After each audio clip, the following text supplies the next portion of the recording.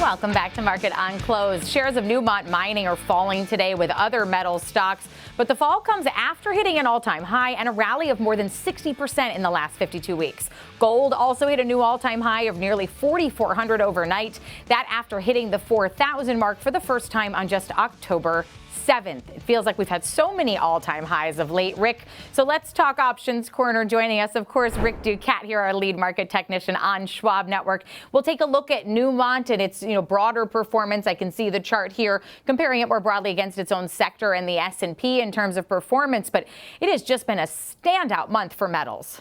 Yeah, I mean, governments shut down, trade tensions are high, but at least the gold bugs are doing well. We got that going for us here. But, gold, it's like a greater central bank buying is behind a lot of this move. There's emerging markets that are looking to diversify away from the dollar. There's also quite a lot of retail buying. People are nervous about those things that I just mentioned. They're looking to kind of have different avenues to, purchase things if need be or protect their livelihood in some ways here. And gold is always interesting to me because it's pretty much useless for industrial purposes for most of history. At the same time, it was regarded as being so valuable. But now, recently, it's good for electronics. It's anti-corrosive. It conducts electricity very well. So another whole aspect of this semiconductor problem to worry about that you may not have considered already here. But outperforming the broader market, basic materials down in the dumps here, Newmont mining up 61% during the past year. Highly correlated to gold prices, obviously here. That's their product. So you can see that their correlation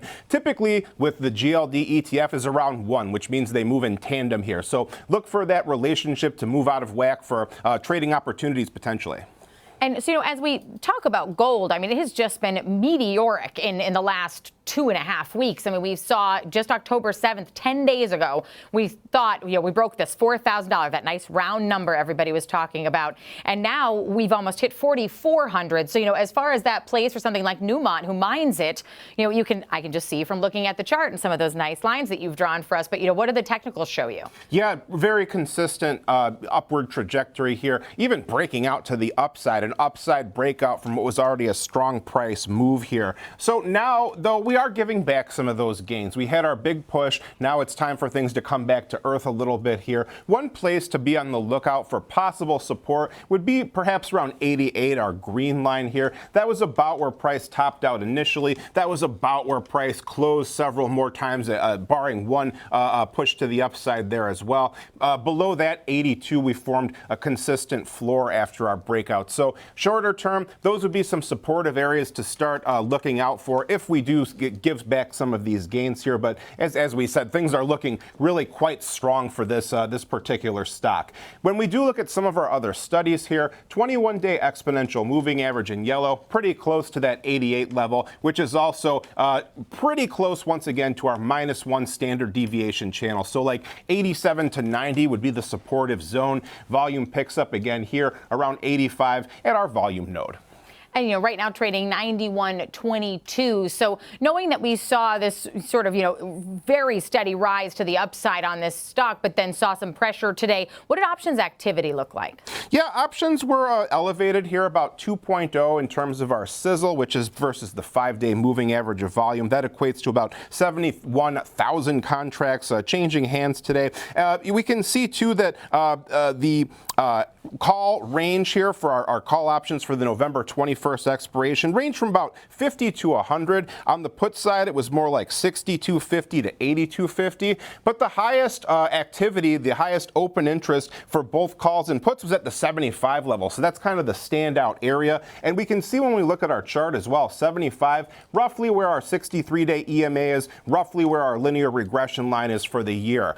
So that would be something just to consider here as well. Notice other things that I saw.